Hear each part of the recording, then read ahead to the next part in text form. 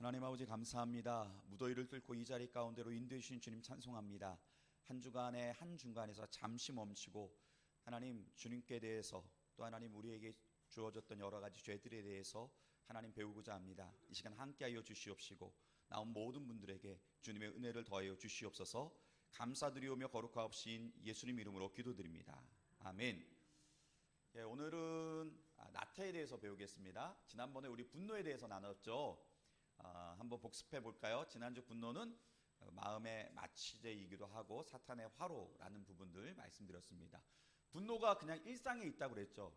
지난번 지금 이미 뉴스 보시면 아시겠지만 분노 때문에 말도 안 되는 일들이 뉴스에서 너무 많이 벌어지고 있죠. 묻지마 살인을 비롯해서 심지어 아버지가 아들을 총을 쏴 죽이는 이런 일들. 분노는요 그냥 일상 가운데 찾아왔습니다. 분노는 다 나쁜 것이냐? 그건 아니라고 말씀드렸죠. 왜냐하면 그 중엔 의로운 분노도 있다고 했죠. 선한 분노. 그래서 어떻게 본다면 성경에서도 보면 선한 분노의 예들이 꽤 많이 나오고 있죠.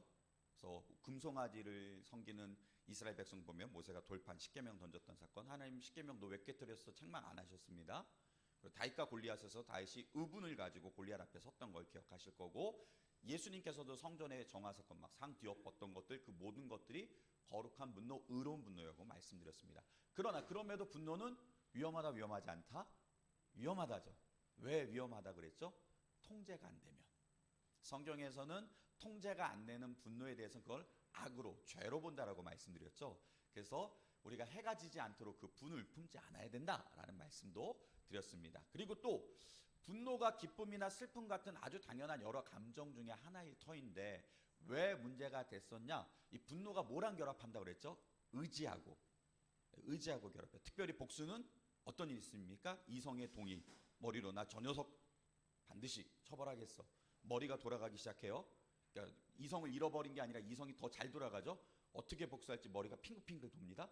이성의 동의 그리고 의지에 어떻게 합니까? 승인이 났죠. 승인이 나서 반드시 하리라. 와신상담 우리 사자성어도 아시지 않습니까? 이런 것처럼 의지를 막 가지고 있습니다. 그래서 분노는 여러 감정을 넘어서 그래서 죄가 된다라는 것을 말씀드렸고, 이걸 어떻게 극복하냐? 하나님이 심판장이시니까 하나님께 바라보자. 그리고 우리가 인내하는 것. 또 인내하지 못하면 결국 분노로 표출되니까, 그리고 결국 용서가 정말 답이다라는 것을 말씀드렸고, 이를 위해서 우리가 어떻게 화내는지 좀 봤으면 좋겠다. 또 화난 이 마음을 어떻게 해야 되냐? 잠시 멈추고 소통하고 경청하고 좀 들어야 되겠다. 그리고 무엇보다도 우리가 그리스도이니까 정중한 행동과 언사로 좀 나아가야 되겠다. 이런 말씀들을 함께 나눠봤습니다. 다 생각나시죠? 보니까 거기에 끄떡끄떡 하시고 막 리액션이 너무 좋으셔서 제가 잘 가르친 것 같습니다. 아니죠. 우리 성도님들이 너무너무 잘 이해해 주시고 받아주신 거죠. 너무 감사합니다. 오늘은 나태에 대해서 배우겠습니다. 나태는요 좀 별명 하나가 있습니다. 정오의 마귀. 정오 한낮에 찾아오는 마귀랍니다. 근데 좀 나태를 생각해 보면요, 지난번처럼 책은 동일합니다. 우리 신원환 교수님의 책이 제가 하는 거의 발제 메인 텍스트고, 그 다음에 옆에 있는 이 권영진, 제라리드 그리고 또 논문들이 참조 도서로 좀 들어갑니다. 여러분 우리나라 보면 빨리빨리죠. 외국인이 봤대요. 자판기 나오는 곳 손 놓고 기다린다. 엄청 빠르죠. 그리고 화장실에서 볼일 보면서 양치하죠. 웹사이트 3초 안에 안 열리면 그냥 닫아버리죠. 확 끊죠. 가게 주인이 어떻게 합니까? 서면 그냥 알아서 해주고 그냥 하죠. 그런 거 안기랍니다. 엘리베이터 어떻게 합니까? 우리는 닫히면 계속 누르고 있죠. 안 누르면 왜 안 누르고 있지? 말하고 있습니다. 우리나라랑 나태랑 맞을까요? 아니, 우리는 오히려 너무 빨리빨리 하는 세상이라서 오히려 좀 느리게 사는 거, 슬로우 라이프 이런 것들을 얘기하고 있으니까 이건 안 맞는 것처럼 여겨집니다. 그런데 나태가 실은요 우리가 살아가는 거에 있어서 너무 중요해요. 실은 현대인들에게 가장 치명적인 죄가 나태입니다. 자, 그리고 나태는요 우리가 좀 오해할 수 있어요. 그게 뭐냐면 또 근면성질아 그 얘기하구나 교회에서 이렇게 갈 수 있어요. 왜냐하면 중세 때 이런 일들을 많이 펼쳤거든요. 통치 이념으로 삼았어요. 그래서 중세 때 7가지 죄로 나태가 정리가 되면서 나태하고 근면이 같이 쌍으로 붙어 다녔거든요. 그러다 보니까 왕이나 봉건제도에서 귀족들을 위해서 왕을 위해서 너희들은 열심히 어떻게 해야 돼요? 근면해야 돼. 그게 곧 신의 뜻이야 라고 하면서 마치 나를 위해서 근면하게 일하지 않으면 어떻게 됐냐? 신의 뜻을 어기는 것 같이 몰아갔어요. 그래서 이게 일종의 경제윤리고 노동윤리처럼 되어버렸습니다. 그러다 보니까 사람들이요, 중세봉건 시대뿐만 아니라 우리나라에서도 이 노동자들에게서 근면성실하라, 이게 되게 굉장히 괜찮은 덕이지만 한편으로는 이게 한쪽에서 삐딱하게 보면 야, 그거 너희를 위한 윤리 아니야? 뭐 느리게 할 수 있는 거지 이게 뭘 그렇게 해야 돼? 라는 것들로 나갈 수가 있습니다. 그런데 이 나태의 본질을 안다면요, 그렇게 얘기할 수가 없습니다. 왜냐하면 나태는요, 가장 현대적인 죄이기도 해요. 여러분, 오늘 우리 기독교인들에게도 나태는요 찾아옵니다. 어떻게 찾아오냐면 열심히 예배에 나와요. 근데 예배는 드리는데 감동이 없어요. 부지런히 뭐 성경 읽으라서 성경 읽고 기도하라 기도하고 뭐 나름대로 신앙생활 뭔가 이렇게 착착착 해나가는데 뭔가 자꾸 머리에 들어오지 않아요. 그러니까 해야 할 일들은 많고 많은데 이제 조금씩 미뤄지기 시작하고요. 남들 볼 때는 외적인 되게 열심히 하는 것 같아요. 그런데 보니까 내적으로는 침묵만 감돌아요. 실은 나태의 본질은 그걸 보고 있습니다. 겉으로 드러나는 모양은 그냥 나타내는 표출이고요. 실제로는요, 그 마음을 봅니다. 우리가 분주의 일상에 막 살아갑니다. 저 사람 진짜 바쁘게 산다는데요, 그 사람의 마음은 텅 빈 마음이에요. 뭔가. 그러면 그런 걸 어떻게 보느냐? 나태 측면에서 바라볼 수 있다는 거예요. 특별하게 이 나태는요, 오늘 오신 분들하고도 좀 연결이 됩니다. 중년에 굉장히 위험한 죄가 나태입니다. 왜냐하면 자녀들을요, 인생을 여러 단계로 이제 나누는데, 밥 버포드가 쓴 하프타임에 보면, 근데 중년의 위기를 얘기하면서 뭐냐면 자녀 다 키워놓았고 생활도 이제는 그냥 자기의 살아왔던 루틴이 있잖아요. 뭐 잘 살건 못 살건 그거 상관없이. 그리고 더 특별히 뭐 추구할 것도 없어요. 뭐 내가 여태까지 이렇게 살아왔는데, 젊은 날에는 뭘 위해서 뭐 애써 왔어요. 전반전은 승리를 위해서, 점수 따기 위해서, 1점, 2점 넣기 위해서 열심히 뛰어왔는데 이제 후반전이 되니까 뭐 그런 거 없는 거예요. 현상 유지하자. 그러다 보니까 때로는요, 또 한편으로는 예전처럼 이제 뭘 도전하고 뭘 하기는요 불안하기도 하고 두렵기도 해요. 그러다 보니까 새로운 뭐 목표를 세운다 이런 거 별로 그렇게 다가오지도 않아요. 그래서 어떻게 하냐? 중년 때 오히려 찾아올 수 있는 게 나태라는 위기가 찾아온다. 삶의 전반적인 위기로 찾아올 수 있다라고 얘기를 합니다. 근데 교회에서는요, 옛날 교회사부터 어떻게 했냐면 이걸 굉장히 중요하게 봤어요. 어떻게 봤냐면 교회사 속에서는요, 단지 성격이 느리다, 단지 뭐 이렇게 뭐 자기의 태도다 이런 것들로 보지 않습니다. 나태를 어떻게 봤냐면 영혼의 병으로 봤습니다. 영혼의 병력. 삶의 무기력이 아니라 영혼의 병력. 영혼이 병든 것처럼 의욕이 없고 막 활력을 잃어버려요. 정오의 막이라고 했던 건 뭐냐면 정오 때처럼 나른할 때 찾아온다는 거예요. 이게 4세기 사막의 수도사, 제가 말씀드렸던 에바구리우스가 이제 수도 생활 이렇게 들어갔는데 보니까 나태가 수도 생활을 정말 많이 망치고 있었어요. 그러니까 처음에 이집트 사막에 은둔의 이 수도자들이 들어갔습니다. 세상과 나는 간곳 없고 구속한 주만 보인다라는 그 마음을 가지고요. 교회가 공인을 받고 막 여기 점점 세속화되고 커지고 사람들 몰려오니까 그렇게 갔어요. 그런데 이집트 사막에 들어갔는데 환경 열악하죠. 먹을 것도 제대로 못 먹고 자기를 혹독하게 하죠. 그러니까 병도 좀 듭니다. 오랜 금욕 훈련으로 건강도 나빠져요. 미래에 대한 불안도 염려도 또 있어요. 그런데 또 중요한 거, 기대한 만큼 하나님과의 관계 속에서 영적 정진이 별로 없었어요. 그러니까 우울과 낙심에 빠져서요, 점점 슬슬요 이 의욕이 사라지는 거예요. 의욕이 사라지니까 어떻게 될까요? 수도하는 자리에서 점점 벗어나기 시작하는 거예요. 그러면서 앞서 얘기했던 에바구리우스의 제자인 카시아누스가 뭐라 그러면 이거 수도사들 정말 무력하게 만드는 진짜 영혼의 병이다. 나태야말로. 왜 그러냐면 하나님께 대한 몰입을 깨트려 버려요. 나태는요, 그렇지 않습니까? 우리도 신앙생활 나태해지면 당연하죠. 하나님께 대한 몰입이 돼요, 안 돼요? 안 되죠. 깨져버려요.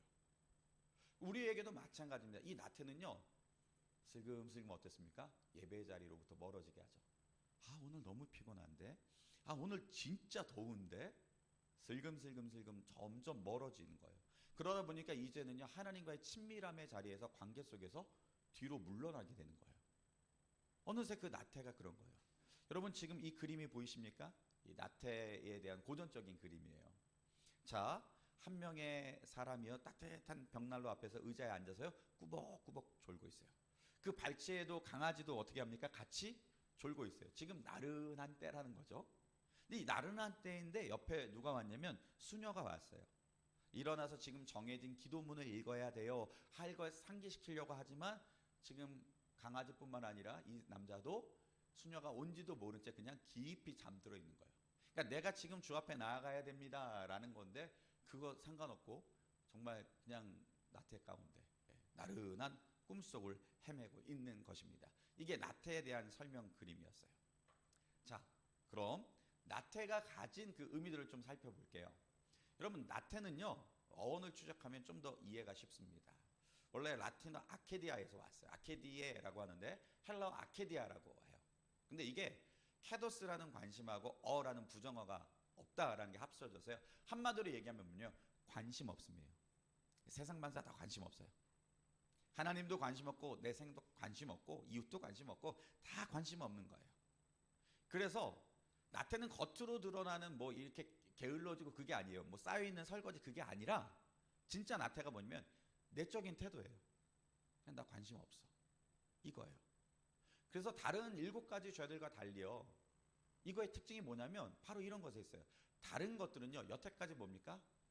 해서 범했던 죄였거든요. 행하는 죄였어요. 그래서 커미션이었는데 이제는 나태라는 것은요, 행하지 않는 죄예요. 해야 되는데, 마땅히 해야 되는데 어떤 더러운 죄를 짓는 게 아니라 마땅히 행해야 될 선을 행하지 않는 것. 그래서 단테 같은 경우는 신곡에서 선을 행하는데 미지근한 것으로 봤어요. 그래서 7가지 죄까지 들어갈 필요 없다, 뭐 이런 얘기를 했어요. 그렇지만 여러분, 선을 행하지 않는 것도요, 의지가 있어야 되는 겁니다. 예를 들어 볼게요. 여기 예를 들었지만 내가 타인을 불편하게 만든 상황이에요. 근데 나태가 있어요. 분명히 이거 불편하게 하고 잘못된 거 알거든요. 그런데 고칠 생각이 안 들어요. 바꾸고 싶은 생각이 안 들어요. 이런 게 뭡니까? 엄연한 이건 나태이자 하지 않겠다라는 의지이기도 해요. 자, 나태의 원인들을 좀 살펴볼게요. 나태의 원인들은요, 일단은 신앙적인 무감각이 좀 있습니다. 하나님이 계시긴 한데 나랑 무관해 보여요. 왜냐하면 우리 신앙생활 하다 보면 어떤 게 됩니까? 신앙의 루틴들이 생겨요. 예배, 기도, 말씀 생활 하긴 하는데 이게 의무감으로 점점 다가오기 시작합니다.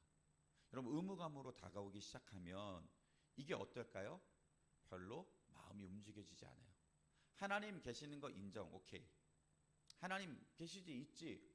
뭐 나를 사랑하신대, 그래, 나 알겠어.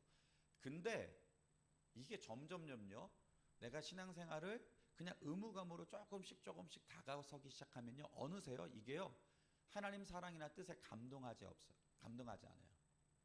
그러다 보니까 우리 간혹 그런 분들 만나죠. 교회 생활, 신앙생활 좀 떠나신 분들, 하나님 계신 거 인정해요. 목사님, 하나님 계신 거 저 알아요.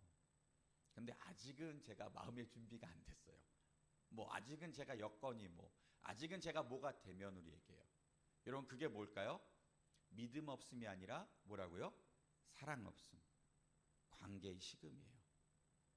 이게 우리에게 신앙적으로 찾아오는 나태의 원인이에요. 그러니까 하나님과 관계에 있어서 이렇게 의무감으로 시작됐던 걸 조금씩 나에게 이게 어느샌가 그냥 삶의 일정한 패턴이 돼버리기 시작하면요, 여러분 반드시 기억해야 됩니다. 나태가 어느 순간에 스르륵 찾아올 겁니다. 그래서 사랑 없음, 관계 식음에 대해서 한번 살펴보셔야 돼요. 그거 잘 체크하셔야지 나태라는 것이 은근히 다가오지 않습니다. 자, 나태의 두 번째 원인은요, 뭘 볼 수 있냐면 삶의 목적 상실이에요. 이걸 왜 해야 되는지 모르겠어요. 이미 자녀들 다 키워보셔서 아시겠지만 자녀들이 간혹가다 그러지 않습니까? 왜 공부해야 돼? 막 이런 얘기 안 들어보셨습니까? 저만 들어보군요. 목적이 없으면 공부 안 하죠. 네. 여러분 공부나 일도 마찬가지 아니겠습니까?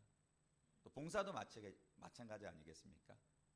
열심히 살아도 막 공허함이 지속이 됩니다. 그건 뭐냐면 부르심, 콜링을 잃어버릴 때 에너지 자체가 사라집니다. 아, 내가 이걸 위해서 부름 받았지. 만약에 저희 사역자인데, 목회자인데 제가 이 부르심을 잊어버리면 여러분 어떨 것 같습니까? 내가 여기 왜 있지? 왜 해야 되지? 분명히 이 생각이 들 겁니다. 일이 어느새 나태해지기 시작하고 손을 놓기 시작할 겁니다. 우리 마찬가지 아닙니까? 하나님께서 나를 부르셨다. 이걸 왜 해야 되는지 모르겠다. 이걸 왜 하는 게 콜링이잖아요. 근데 그걸 잃어버리면 해야 될 이유를 잃어버리기 때문에 당연히 뭡니까? 손 놓기 시작합니다. 내가 왜 이 애들을 돌봐야 돼? 심지어요. 너무 깊은 나태가 찾아오면 애들 돌보는 것을요. 손 놓기 시작합니다. 이런 일. 내가 왜 가정을 돌봐야 돼? 가정을 돌보는 게 손 놓기 시작합니다. 그래서요. 목적을 잃은 영혼은요. 아무리 바빠도요. 내면은 뭐라고요? 정지 상태예요. 밖에서 보기에는요. 2배속, 4배속으로 막 빠르게 팍 움직이는 것 같은데 실제 하나님 보시기에 내면은요. 그냥 정지되어 있는 거예요. 자, 그리고 세 번째는요. 우리가 나태한다는 건 우리는 육체적인 존재잖아요. 그렇죠? 하나님께서 우리를 육체적 존재로 지으셨습니다. 우리를 또 감정적인 존재로 지으셨다고요. 당연히 거기에 영향을 받을까요? 안 받을까요? 받죠. 그러다 보니까 감정의 피로와 육체적인 피로도 같이 도전이 됩니다. 여러분 우리 완전히 철인이 아닙니다. 기계가 아닙니다. 그러다 보니까 너무 에너지를 쓰면요. 당연히 처집니다. 또 처지다 보면 그렇잖아요. 마음도 내가 여유가 없으면 마음도 여유가 없어집니다. 에너지가 없으면 받아들일 것도 못 받아들입니다. 뿐만 아니라 계속되는 스트레스가 있잖아요. 너무 바쁜 일상을 계속 살아가요. 그리고 여러 가지 일들이 나에게 막 상처로 다가와요. 뭐 병원을 갔는데 계속 뭐 이런 것들 이런 이슈들이 있습니다 하면은 마음이 막 눌리기 시작합니다. 또 지치는 것들이 일어나요. 그럼 감정도 마비됩니다. 이 기쁨, 아픔 정말 둔감해지고요. 삶의 에너지가 식어갑니다. 그래서요. 이제는 어떻게 되냐면요. 회피하거나 냉담하거나 무관심합니다. 그래서 기쁘지도 슬프지도 않아요. 무감각해요. 여러분 무감각하면 어떻게 될까요? 열정이 날까요? 열정 안 납니다. 그냥 나태해집니다. 그냥 손 놓기 시작합니다. 기쁘지도 않는데 음악을 들어도요. 예를 들면 음악 들고 와 이거 진짜 좋다 하면 막 음악을 듣는데 음악을 들어도 기쁘지도 않고 슬프지도 않고 뭐 어지도 않고는 그 음악 안 듣게 되지 않습니까? 드라마를 봤는데 예전에 너무 재밌었는데 봐도 걔가 그렇고 얘가 그렇고 뭐 그 모양이고 그럼 어떻게 될까요? 그냥 꺼버리죠. 이와 같이요. 그냥 무감각해지기 시작합니다. 감정의 피로 이런 것들요. 또 나태의 원인들 속에서는요. 그냥 자기 회피 현실 도피들 있습니다. 그냥 아무것도 하기 싫고 그냥 시간만 흘렀어요 좋겠어요 하는 상태도 이르게 됩니다. 이게요 다시 나태가 나태를 더 낳습니다. 아무것도 안 하다 보니까 더욱더 안 하고 싶어요. 지금까지 아무것도 안 해왔지만 앞으로 더더욱 안 하고 싶다. 요즘 젊은이들이 그런 얘기 하거든요. 그러다 보니까 우리 간혹가다 그러잖아요. 왜 일 안 하니? 지금까지 안 해왔기 때문에 더 아무것도 안 하고 싶은 거. 그냥 시간만 그냥 갔으면. 그래서 해야 될 일, 그리고 만나야 될 내가 실은 이런 감정도 직면해야 되는데 또 만나야 될 사람들 의도적으로 피해요. 그냥 방 안에 들어가 박혀요. 아니면 방 안이 아니더라도요. 그냥 가만히 있어도 뭡니까? 버스를 타고 지하철 가더라도 핸드폰 보면서 거기에만 그냥 빠져 있어요. 현실이 완전 무감각해버려요. 그러니까 영혼이 뭐예요? 도망가는 거예요. 침묵 속으로 도망가는 거예요. 나는 그냥 그 세계 속으로 들어가는 거예요. 그리고 내 대신 쇼츠가 알아서 바쁘게 돌아가줘요. 나는 거기에 그냥 멍하니 있는 거예요. 이게 진짜 요즘 큰 문제거든요. 그러니까 보니까 그 짧은 그 쇼츠 때문에 2시간이 그냥 멍하게 갔다 3시간이 멍하게 갔다 해요. 나 아무것도 안 하고 있는 거예요. 대신에 내 생각을 얘가 알아서 돌아가 주는 거니까 이게 점점 현대의 큰 문제로 가고 있어요. 그러다 보니까 이 나태의 원인들 때문에요. 다양하게 나태의 버전들이 나타납니다. 유형들이 나타나죠. 자, 그거 보면 먼저 영적인 나태가 나타나기 시작해요.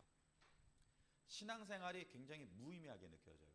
그래서 기도하기도 싫고 말씀 읽는 것도 공허하고 뭐 옆에 분하고 그 뭐 삶을 뭐 얘기 기도 제목 난 그런 것도 다 싫어져요. 그냥 영적인 나태가 찾아오기 시작해요. 지적인 나태도 찾아옵니다.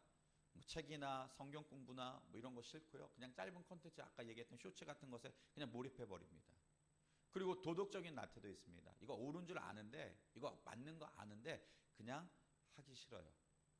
내가 분명히 나태 속에 한 가지는요, 용서해야 되는 거 아는데요, 굳이 뭐 내가 전화를 걸어서, 굳이 뭐 내가 찾아가서, 그거 힘들게 뭐 에너지 쓰게, 나 그런 거 하고 싶어, 나 더 이상 그렇게 하고 싶지 않아. 그래서 뭐 합니까? 도덕적으로도 나태해지기 시작해요. 내가 굳이 찾아가서 용서를 빌어, 됐어, 시간 지나면, 그냥 안 만나면 되지, 그렇게 가는 거예요.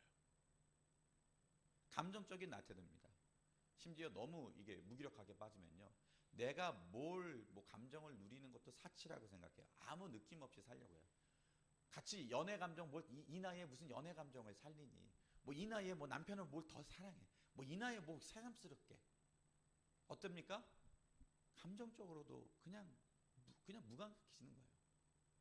그러니까 그런 감정도에 아예 억누르고, 뭘 그렇게까지, 그러면서 외면하고 살아가는 겁니다. 관계적인 나태도 찾아오죠.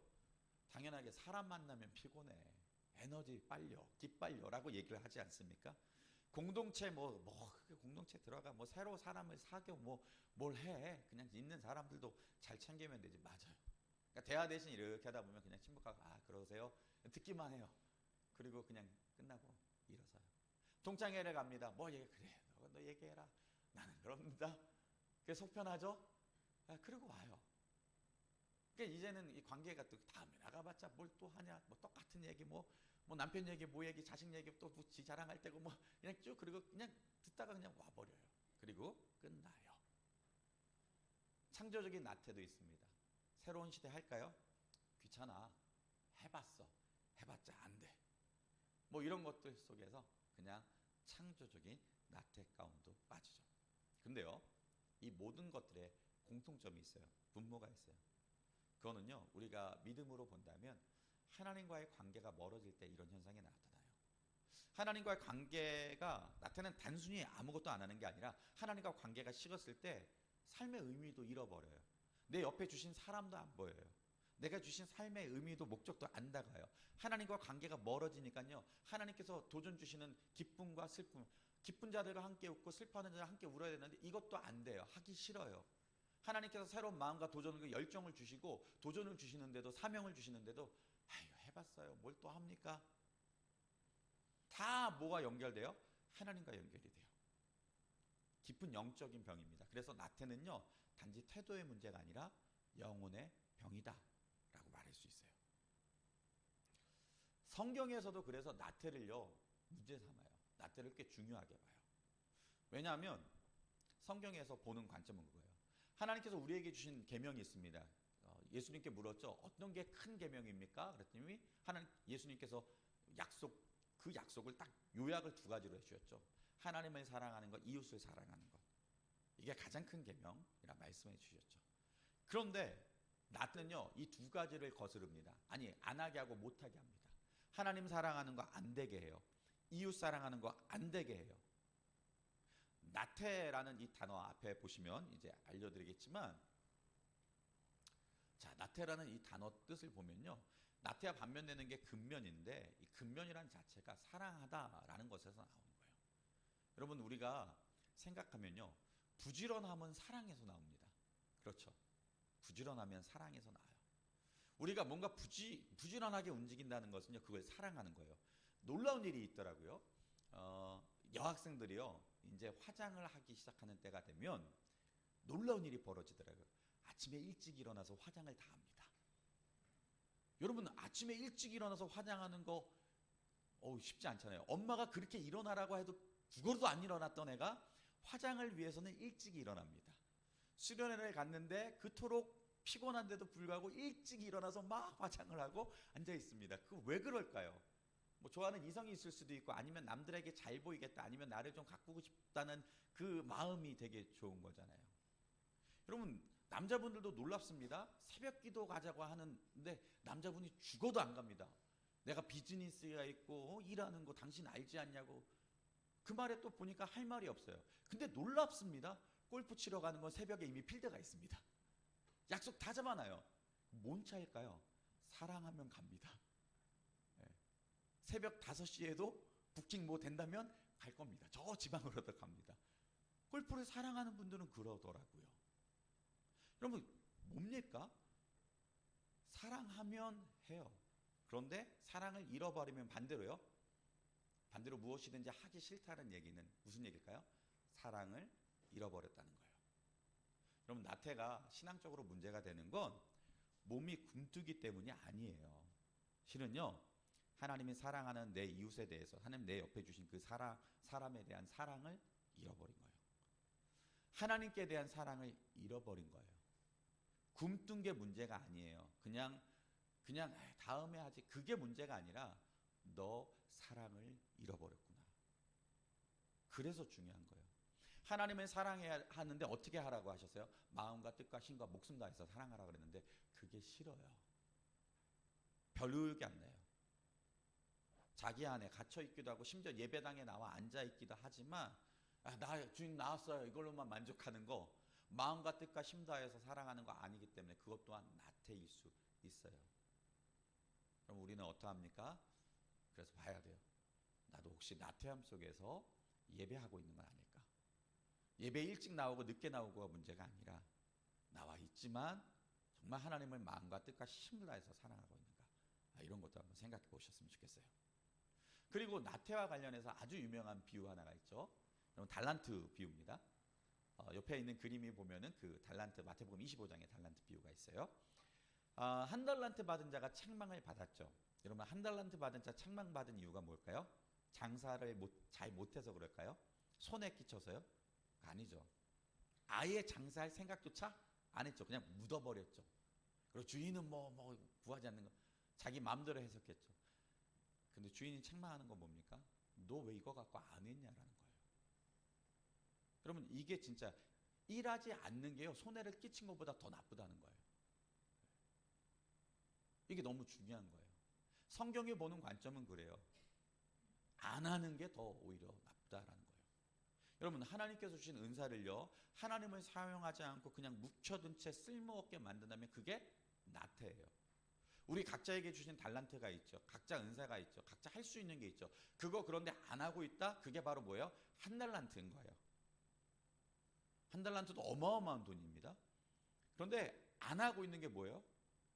저는요 지금 힘들어요.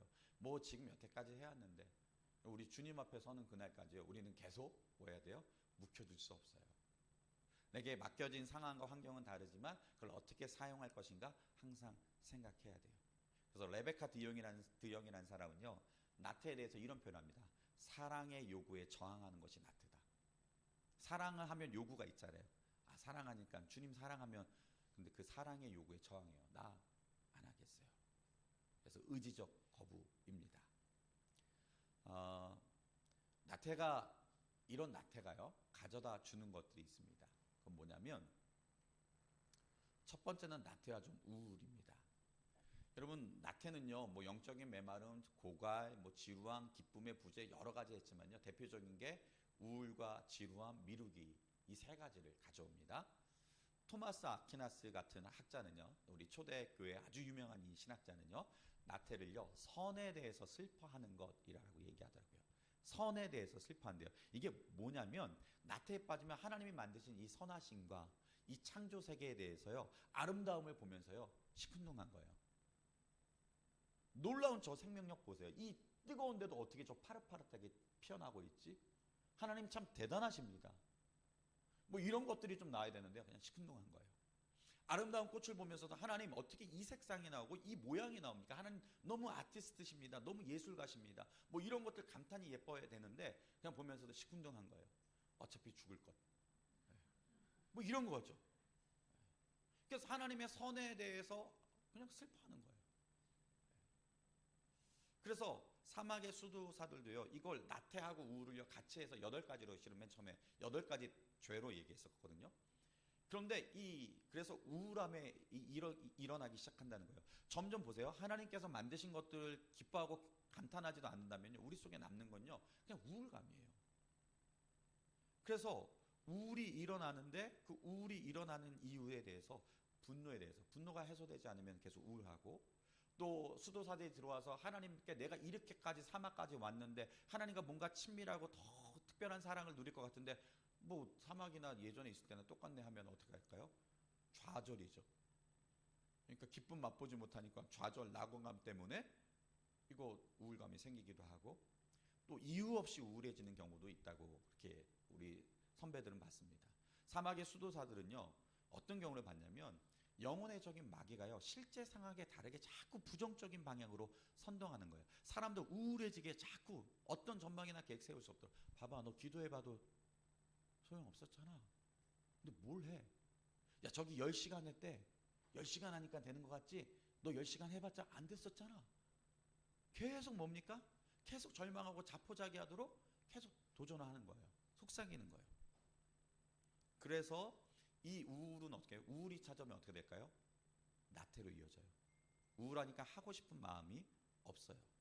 그래서 우울을, 어떤 분들은 우울을 나태에 집어넣었다, 뭐 나태를 우울에 넣다 하지만 나중에 토마스 아퀴나스가 나태를 더 큰 개념으로 생각하고 우울은 나태 안에 들어가야 된다라고 하면서 이걸 구분해요. 그래서 우울과 나태를 구분하는데, 우울과 나태를 구분하는 방식을 어떻게 구분했냐면, 여러분 보시는 것처럼요, 진료법에서 좀 차이가 납니다. 어떻게 납니까?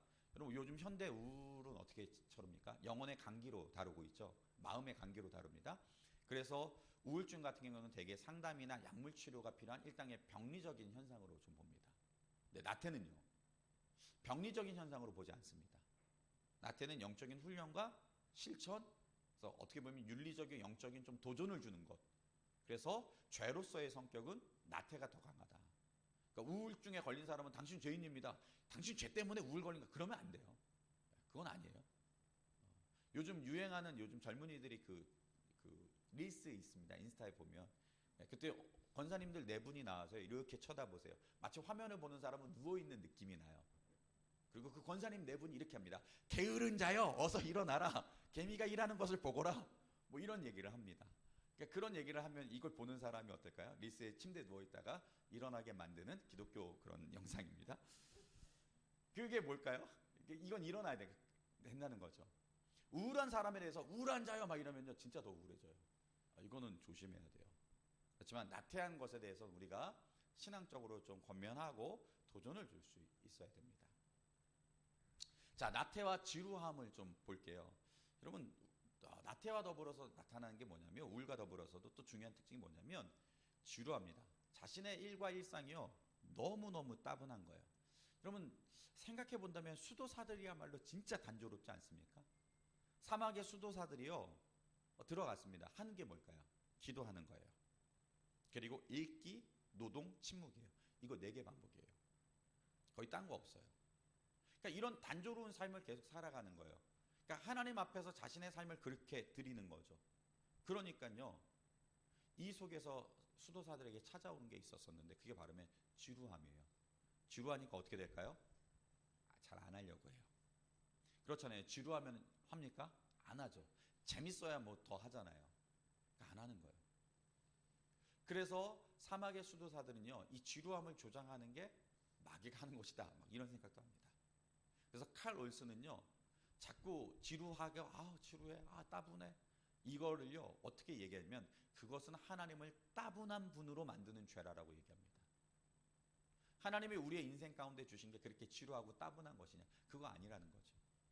하나님이 하신 일들을 바라보면 바라볼수록 하나님 오늘 이런 일을 하셨네요. 하나님 오늘 저와 이런 일들을 하고 계시네요. 이런 것들이 느껴져야 되는데 그게 아니라 오늘 뭐 했어? 똑같지 뭐, 따분해. 똑같을 수가 없는데, 하나님 안에서는 똑같을 수가 없는데 그렇다고 얘기를 하는 겁니다. 그래서 하나님은요, 기억하셔야 되겠습니다. 하나님은 만물을 창조하시고 어떻게 했습니까? 따분해 하셨습니까? 보시기에 좋았다라 흡족해 하셨습니까? 흡족해 하셨죠. 하나님 창조세계 만든 다음에 여러분 365일 해가 들고 뭐 이렇게 자전과 공전이 일어나고 따분해 이러셨을까요? 아니면 흡족해 하셨을까요? 흡족해 하셨죠. 하나님께서 이 세상에 세우신 질서와 이런 것들 보면서 그러지 않으셨습니다. 그런데 창조 세계 안에서 그분의 명령을 수행하는 우리가 이 창조세계 안에 살면서 따분해라고 얘기한다는 것은요, 하나님을 따분한 분으로 만드는 것과 같다라는 것을 지적을 합니다. 그렇죠. 반복되는 것들이 있을 수 있죠. 그런데 그걸 지루함으로 방치하는 게 아니라 반복되지만 이 안에서 하나님께서 하시는 일, 그래서 똑같은 일이지만 똑같은 것 속에서 하나님 이 일을 가지고 또 어떻게 하실 것입니까? 그러면 그렇게 새롭게 좀 발견나가는 것들이 필요하다는 겁니다. 그래서 어느새 지루한 마음이 생길 수 있죠. 근데 점점 많이 생기기 시작한다면요, 아, 이거 나태, 정오의 마귀가 나에게 스물스물 찾아오는 거구나 라고 경계해야 됩니다. 또 나태와 미룸이 있습니다. 여러분, 나태는요 반드시 뭘 갖고 오냐면요, 미루는 것을 갖고 옵니다. 그렇죠, 다 아시죠? 내일 하지예요. 1시간을 미루면 어떻게 될까요? 반나절이 밀리고, 반나절이 밀리면 하루가 밀리죠. 일주일이 밀립니다. 사막의 수도사들도 이런 유혹을 받아요. 왜냐하면 특별하게요, 긴급함도 없고 일상적인 반복적인 삶을 사는 분들에게요, 이 미움이라는 게 굉장히 찾아올 수 있습니다. 수도사들이 뭐가 급한 게 있겠어요? 그렇죠. 기도하고 노동하고 침묵하고 읽고, 뭐가 바빠요? 뭐가 급해요? 하나도 급한 거 없거든요. 우리 삶 가운데 매번 비슷한 분들도 계실 거예요. 오늘 일어나고 뭐 급한 거 별로 없어요. 그런 분들일수록 중요한 게 있습니다. 그건 뭐냐면요, 오늘 안 해도 특별한 문제 안 생기거든요. 그 미룬다고요. 근데 미루니까 뭐가 올까요? 미뤄도 특별한 일이 생기지 않으니까요, 이 사람한테 점점 찾아오는 게요, 가장 위험한 죄, 미루자, 미루자, 미루자예요. 그래서 시편 91편 6절에 있는 정오에 임하는 재앙이라고 얘기했던 건 밝을 때 닥쳐오는 재앙을 두려워하지 아니하리로다, 시편에서 인용해가지고요, 게으름이 마치 이 미루는 것이 대낮에 닥치는 재앙처럼요, 밝을 때 수도사들을 무너뜨린다는 거예요. 오늘 한 오전 10시 정도에 수도사들의 얘기입니다. 오전 10시 정도 되면은요, 슬그머니 이 마귀가 찾아온다는 거예요. 비유적인 예예요. 찾아와가 뭐라고 얘기하면, 야, 점심때까지 2시간이나 남았어. 뭘 그렇게 지금 급하게 기도하려고 해. 좀 이따 해. 마치 오늘 하루가 50시간 되는 것처럼 막 마음을 준다는 거예요. 그래서 어떻게 할까요? 거기에 따뜻한 햇살을 받으면서, 그러면서 슥 미루기 시작하는 거죠. 그럴까? 좀 이따 할까? 이게 바로 뭐예요? 대낮에 닥치는 재앙처럼 밝을 때. 그래서 정오가 되면 어느새 2시간이 훌쩍 지나간 거예요. 해야겠네. 그런데 뭘 또 해? 급하지 않잖아. 내일 해. 라는 거예요. 한국의 CCC를 이끌었던 김중곤 목사님의 예수 칼럼이라는 책에 보면요, 내일 막이라는 이 글이, 짧은 글이 있습니다. 그건 뭐냐면요, 이 사탄 마귀들이 모여서요, 그리스도인들을 공격하기로 이제 회의를 했다는 거예요. 회의를 하면서 이런저런 얘기를 합니다. 전략을 짜려 모였습니다. 그래서 막 젊은 마귀들이 막 이런 얘기를 합니다. 그리스도인들을 죽이면 됩니다. 저쪽에서 고통을 주면 됩니다. 아니 저쪽에서 저기에서 뭘 유혹을 주면 됩니다. 막 이런 얘기를 했습니다. 그때 옆에 있던 노년의 마귀가 점잖게 제안을 합니다. 인간에게는 딱 한 가지 속삭임만 줘도 해결됩니다. 라고 얘기해요. 그러면서 이렇게 멋지게 얘기하면 돼요. 열심히 전도하세요. 열심히 기도하세요. 또 열심히 예배 생활하세요. 열심히 사랑하십시오. 그런데 내일 합시다. 이 말 한마디면 끝납니다. 전도해야지. 근데 언제요? 다음번에. 기도해야지. 언제요? 다음번에. 내일. 예배, 지난주 빠져. 다음 주에 가. 그 한마디라면 끝난다는 거예요. 그래서요, 신곡을 쓴 단테는요, 나태한 자는요, 일생 동안 미루는 습관을 갖고 있다가 더러는 어떤 일까지 미루냐? 회개하는 일까지 미룬다라고 얘기해요. 그럼 회개하는 일까지 미루면 어떻게 될까요? 끝내 회개를 안 하면 어떻게 될까요? 지옥 가는 거죠. 나태가 그렇다는 거예요. 끝내 심지어는요, 하나님 앞에 회개하는 것도, 하나님께 나아가는 것도 계속 미루게 한다는 거예요. 그래서 일의 미움만이 아니라 영적인 일까지 미루게 하고, 인간관계만 아니라 하나님과의 관계까지도 미루게 하다 보면요, 이제 진짜 어떻게 될까요? 문제가 생기는 거죠. 자, 그렇다면 이 나태를 좀 어떻게 이길 수 있을까요? 그러니까 우리 무엇부터 합시다, 뭐뭐 합시다, 캠페인 5분 전에 일찍 오시 10분 전에, 그거 아니에요. 나태를 해결하는 것은요, 무엇을 하자가 아니라 목적부터라는 거예요. 목적. 에바그리우스 이 4세계 사막의 수도사가요. 다른 이제 후배 수도사들한테요. 이 나태가 온 태만에 빠진 수도사들에게요. 당신 기도를 더 늘리고 주기도문 더 성경을 암송하고 노동시간 이런 거 하지 않았대요. 만나서 뭐 했냐면 당신 왜 수도사로 여기로 들어오기로 했습니까? 당신 왜 하나님을 섬기고자 하는 욕망을 가지고 여기까지 왔습니까? 우리가 왜 여기에 있는 겁니까? 우리가 하는 이 목적에 대해서 재소환을 했다는 거예요. 우리가 왜 여기에 부름을 받은 겁니까? 이걸 물었다는 거예요. 나태는요, 행동이 아니라 목적과 연결이 돼야 돼요. 그래야 하는 거예요. 그렇지 않으면 나태는요, 뭐 해 규칙으로 가면요, 율법이 되고요, 다시 또 안 합니다. 그래서 목적이 분명하지 않으면 열정을 할 이유가 없잖아요. 그리고 목적이 분명하지 않으면 흔들리면 같이 흔들려요. 또 흔들려요.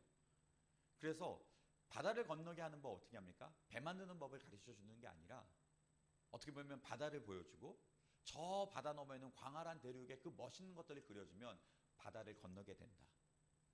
그러니까 우리 삶의 목적이 무엇인지, 하나님은 우리를 어떻게 사랑하시는지 그거를 불러줄 때 우리 속에서 그래, 내가 이러고 살면 안 되지 지금 이라는 것들이 확인된다는 겁니다. 확고한 목적을 알고 소명을 알 때 비로소 뭐가 되냐? 심의 원동력이 생긴다는 거예요. 그래서 목적이 분명한 사람은요, 어떤 게 할까요? 희생이 있더라도 그 일을 분명히 합니다. 예를 들면 환경운동가도 그렇죠. 뭐 예를 들면 예전에 민주주의 운동한 분들도 있고, 예전에 경제를 발전시키겠다는 분들도, 뭐 국가를 지키겠다는 분들도, 박봉임에도 불구하고 오지임에도 불구하고 누가 알아주지 않는데도 불구하고 자기의 목적이 확실하면 어떻게 합니까? 그거에 열정 다해서 달려나가는 거예요. 나태가 있을 수가 없어요. 자, 그런데 이거는 예수 안 믿는 일반 사람들도 해요. 예전에 그 유명한 프랭클린 플래너 이 책을 샀을 때 앞에 첫 장에 보니까 나의 사명선언서부터 쓰게 하더라고요. 인생의 중장기 계획 뭔지. 그래서 이 다이어리 플래너를 사면은 거기에서도 그런 거 하게 하거든요. 여러분 그리스도인들은요, 그러면요, 그리스도인들이야말로 목적이 있는 사람들 아닙니까? 여러분 정말로 우리가 좀 알아야 될 게 있습니다. 우리가요, 그리스도인들은요,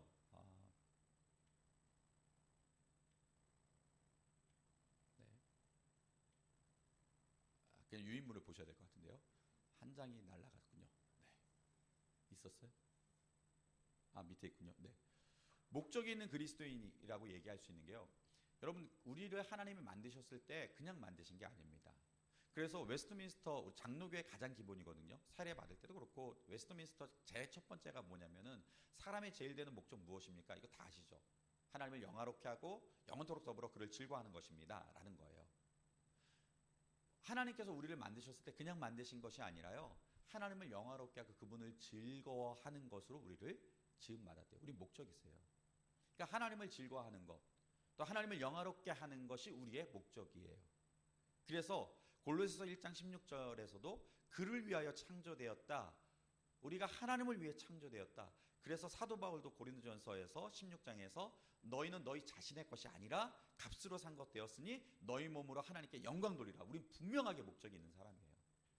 내가 사는 목적이 뭔지 모르겠어요. 아니요, 그리스도인이 그러면 안 됩니다. 내가 사는 목적은요, 그리스도의 것으로 사는 거예요. 그리스도의 영광을 위해서 사는 겁니다. 그래서 사도 바울은 이게 명확했기 때문에 누구든지 일하기 싫어하는 자는 먹지도 말아라 라고 강하게 훈계하기까지도 합니다. 그래서 청교도 신학자 리차드 백스터가 이런 얘기도 하더라고요. 그리스도인들은 일반 사람들보다 훨씬 더 부지런해야 된다. 부지런해야 된다.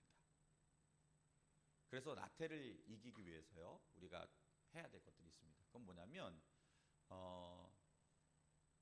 먼저 하나님 앞에서요, 우리가 솔직하게 좀 고백하고 기도하는 것들도 필요해요. 하나님 앞에서 뭘 해야 되냐면 솔직하게 인정하는데, 주님, 제가 지금 이런 상황이 있습니다. 거짓 없는 관계 회복부터 필요해요. 주님, 솔직히 주님을 영화롭게 하는 거 뭐 이런 거 저 마음에 안 닿았습니다. 그러면 친한 친구 사이도 속마음 숨기면 대화가 안 되잖아요. 하나님 앞에 진짜 진솔하게 얘기해야 돼요. 그리고요, 부끄러움도 좀 해소해야 돼요. 기도해야 하는데, 말씀 봐야 하는데 이런 부담감이요, 부끄러움과 죄책감을 낳아요. 나는 못했어요. 목사님, 저는요 지난번 그거 못했어요. 전 참 못해요. 그런 것 때문에 오히려 더 나태해질 수 있거든요. 그러면 솔직한 고백, 주님 제가 이거 못하고 있어요. 해야 되는데 지금 미뤘어요. 그냥 그렇게 인정해야 돼요. 그런 고백을 하면요. 그 고백 속에서 하나님 앞에 도리어 한 걸음 앞으로 나가게 해요. 그리고 이 고백이 중요한 게 뭐냐면 자기 인식을 강화돼요. 아, 내가 지금 영적인 피로감에 있구나. 나 무감각하고 있구나. 여러분 그거 인정할 때야 비로소 아 이러면 안 되는 데가 시작되는 거거든요. 근데 그거 직시하지도 않고 인정하지도 않고 그냥 계속 나태 속에 있으면 안 돼요. 그래서 먼저 솔직한 인정이 필요해요. 그럼 어떻게 솔직하게 고백할까요? 성경을 읽다가 그냥 멍해요. 그냥 머리 빈 것 같아요. 뭔 얘기인지도 모르겠어요. 그럼 멈춰야 돼요. 오늘 몇 장 읽었어가 중요한 게 아니라 거기서 멈추시고 딱 책을 덮든지 아니면 그 구절에 손을 놓든지 주님 제가 솔직히 마음에 들어오지 않습니다. 제가 왜 이런지 모르겠습니다. 읽기가 버겁습니다. 짧게 멈춰서라도 내 상태를 인정하셔야 됩니다. 기도 시작 부분에 하나님 오늘 기도하기 참 힘듭니다. 주님 말씀 읽기도 힘듭니다. 저 이렇게 하는 것도 힘듭니다. 저 이 무기력함을 아시죠? 여러분 이 고백 자체가 내가 이렇게 무기력하다는 고백 자체가 이미 기도가 됩니다. 이미 기도가 돼요. 그리고 진술해야 됩니다. 주님 왜 이렇게 답답하죠? 왜 이렇게 막혀있죠? 왜 이렇게 하고 싶지 않죠? 여러분 우리 지난번에 금요일에 했던 목사 말씀하신 거예요. 다윗이 했던 게 뭡니까? 주님께 하나님께 여쭙는 걸 많이 했잖아요. 올라가리이까? 또 똑같은 상황인데 올라가리이까? 누가 봐도 올라갈 상황인데 그럼 주님께 여쭤보시면 됩니다. 주님 제가 왜 이렇게 답답할까요? 자 이렇게 기도하고 싶지는 않다는 고백까지도 드려도 좋습니다. 주님 제가 지금 기도하고 싶지가 않습니다. 심지어요. 그런데 하나님께서 그런 것들을 통해서요 회복의 통로도 열어주십니다. 그리고 감정도 표출하게 하십니다. 그리고 지금 못하겠지만 오늘 1분이라도 한번 해보겠습니다. 5분이라도 기도해 보겠습니다. 작지만 아주 작은 것부터 주님 주시는 마음으로 조금씩이라도 도전해 볼 때 한 단계 더 진전됩니다. 자 그러면서요 나태를 이기기 위한 이 덕목이 있습니다. 그건 뭐냐면 사막의 수도사들이 나태를 이기기 위해서요 세 가지를 제시합니다. 첫 번째 분별하랍니다. 내 마음에 떠오르는 생각들을요 주의 깊게 좀 살펴보래요. 아 이게 왜 부정적 감정이 들지? 그거는 은근히 사탄 마귀가 주어줄 수 있는 거거든요. 그리고 또 특별하게 패턴을 좀 읽으래요. 특별히 어느 때 하기 싫은지요. 그러니까 수도사들도 그랬다는 거예요. 어떤 수도사는 노동을 되게 싫어해요.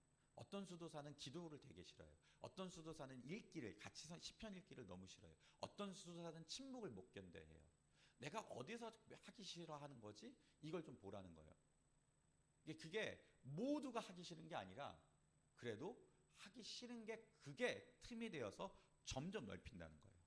그러니까 어떤 게 하고 싶지 않지? 분별하라라고 합니다. 그리고 자기 절제도 필요하다는 겁니다. 그래서 자기 절제를 하기 위해서는요. 근데 솔직히 자기 혼자 하기 어렵잖아요. 그래서 수도사들이 했던 게 있습니다. 그건 뭐냐면 함께. 왜냐면 참 재밌지 않습니까? 기도도 나 혼자 하면 어느 때는 약하거든요. 근데 옆에서 막 하나님 아버지 막 하면서 기도하는 분들이 한 3명만 있어도요. 갑자기 나도 덩달아 이렇게 기도하게 되잖아요. 성경을 읽기 너무 힘든데 옆에서 막 밑줄 읽으면서 아멘 하면서 막 읽으면 계속 나도 읽고 싶잖아요. 왜 도서관에 가면 괜히 공부하고 싶어지지 않습니까? 그런 분위기가 있잖아요. 그러니까 그런 것에 자기를 내가 안 되니까 나를 거기다 옮겨놓는 거예요. 그게 자기 절제의 모습이라는 거예요. 아, 나 그것도 가기 싫어.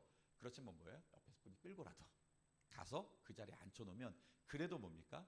남들 보면서 없던 것도 뭡니까? 힘을 얻기 시작하는 거예요.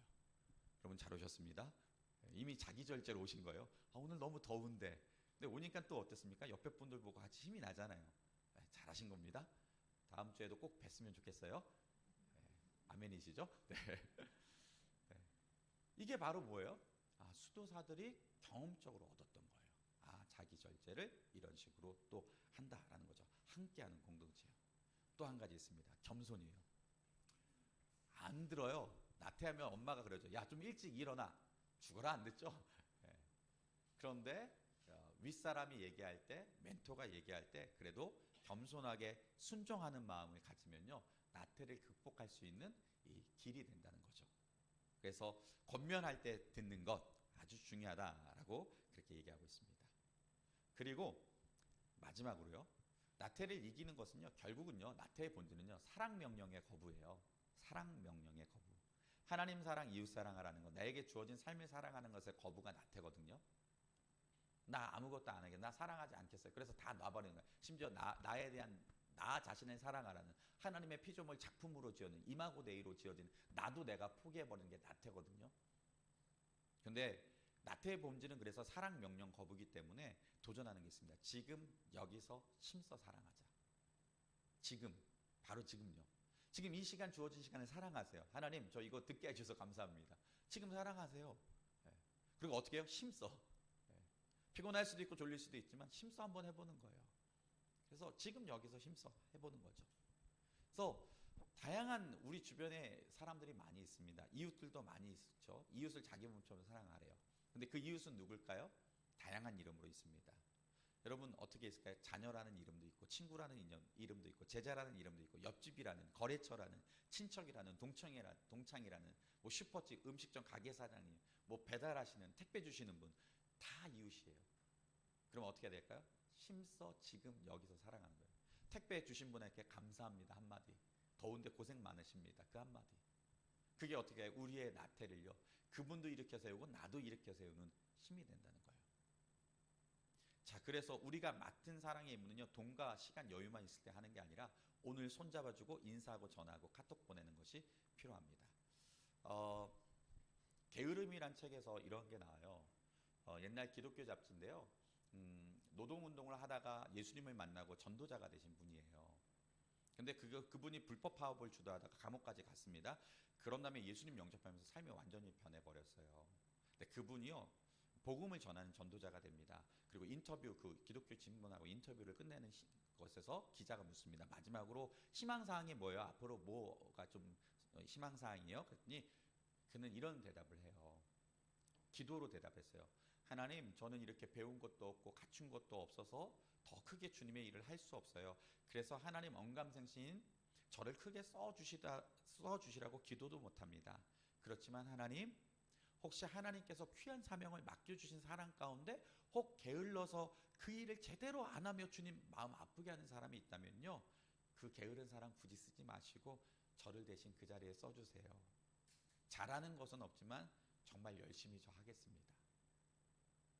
너무 도전되지 않습니까? 오늘 우리에게 주어진 자리가요, 어떤 사람들에겐 너무 희망스러운 자리일 수 있어요.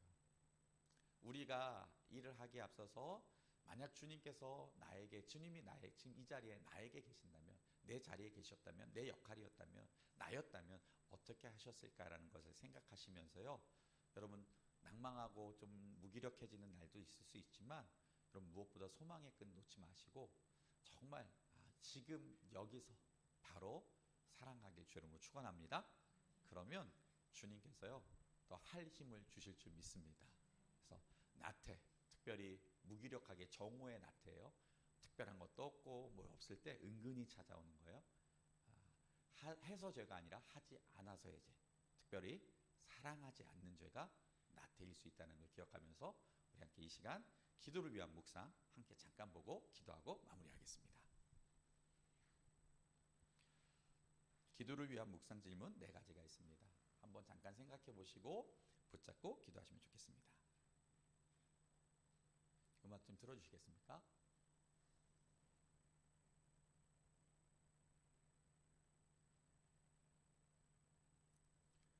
지금 나에게 다가오는 나태의 모습을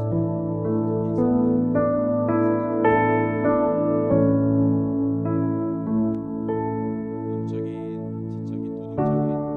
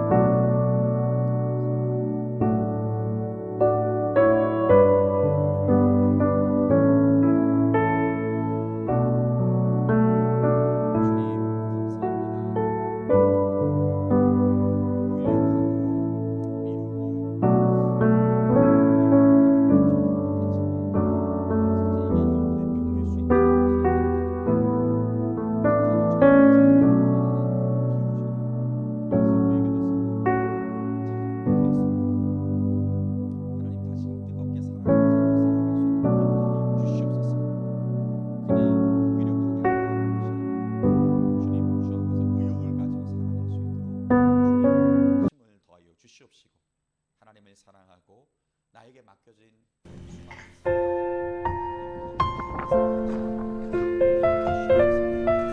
수많은 예수님 이름으로 기도드립니다. 아멘. 감사합니다. 고맙습니다. 다음 주 안내드리겠습니다. 다음 주는요. 완전하신 나의 주